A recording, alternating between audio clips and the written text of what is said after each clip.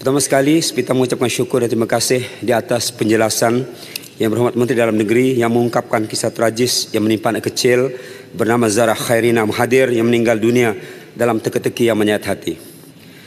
Penjelasan itu setidaknya diharap meredakan suara kebangkitan keadilan untuk Zarah atau Justice for Zarah dengan izin terhadap seorang bintang kecil yang tiba-tiba malap di tengah cahaya siang.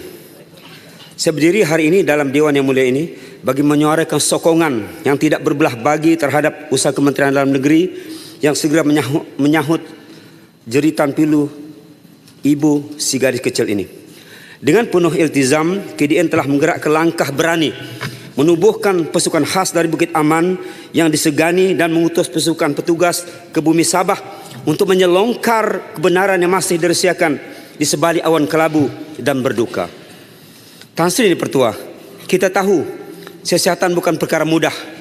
Namun dengan kehadiran mereka di lapangan yang menjadi bukti kerajaan ini tidak duduk diam memejam mata.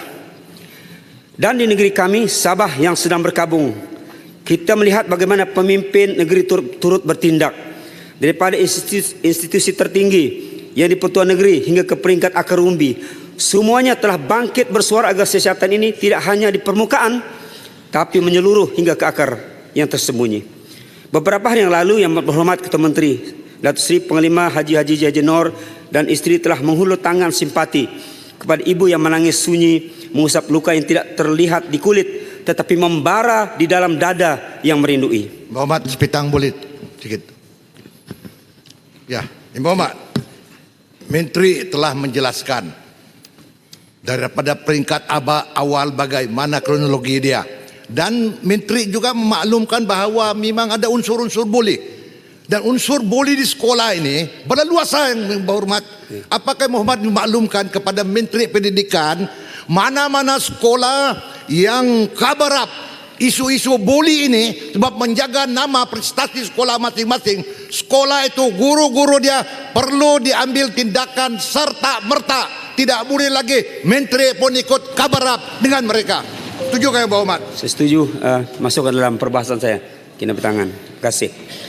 Tan Sri Yang Pertua, gelombang Justice for Zarah dengan izin yang masih berterusan hingga hari ini bukan semata-mata ledakan emosi, tetapi sebenarnya suara naluri seluruh insan yang cintakan keadilan dan tidak akan reda selagi pelaku tidak dibawa ke pengadilan. Anak kecil bernama Zarah ini telah menggerakkan hati dunia.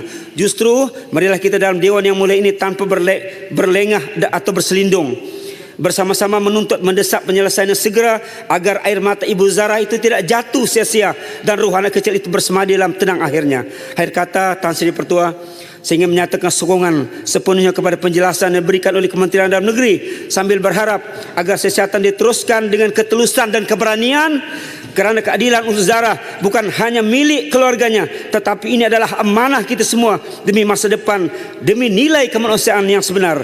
Buat Allahyarhamah Zarah, tidurlah dalam lena yang abadi dalam dekapan kasih ilahi. Dunia ini belum cukup aman untukmu, tapi surga pasti menyambutmu dengan tenang hati. Sekian, terima kasih.